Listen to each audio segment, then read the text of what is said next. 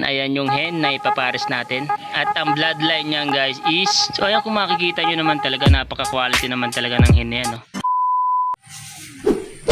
At ayun na nga mga kaibigan, no? So kagagaling lang natin nga ng CR, kaya medyo poise pa tayo, no?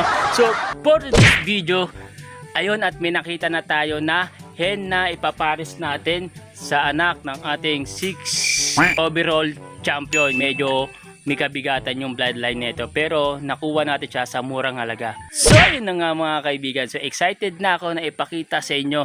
Tara, let's go! At ayun na nga mga kaibigan, so ayan yung cock natin. Ayan yung anak ng 6 overall champion. Ang sabi, ang nakuha na natin is anak yan ng 6 overall champion. So sabi nang nakuha na natin. Pero papakita ko na sa inyo guys yung na-acquire natin na hen na pwede nating ipares sa kanya.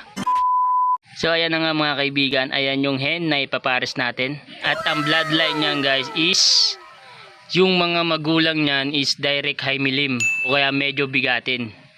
Yan, so na-acquire lang natin yan sa murang halaga, sa idol lang din natin. So hindi ko na sasabihin sa inyo kung sino, at di ko na rin sasabihin sa inyo kung magkano yung presyo. But ang good news is meron ng pares yung ating cock. So ayan silang dalawa at pinagpares na natin.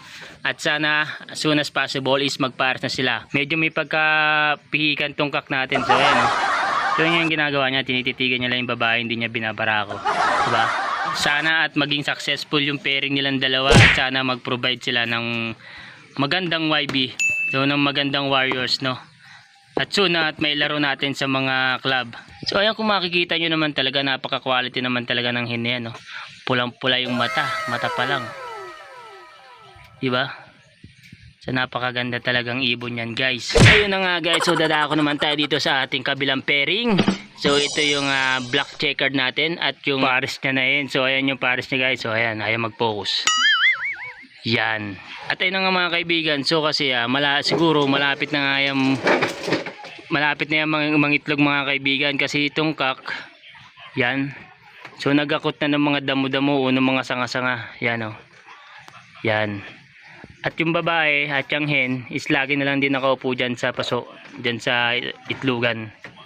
So sana mangitlog, no? So sana mangitlog agad guys, kasi may project tayo na gagawin dyan. So hindi ko muna sasabihin sa inyo kasi baka mamaya maudlot. So sana yun, kung ano man yung project natin dito, kung ano man gagawin natin dito sa pares natin na to, so sana maging successful. Like tayo sa kanilang dalawa, at sana itong dalawang to, itong pairing natin na to, as maging successful.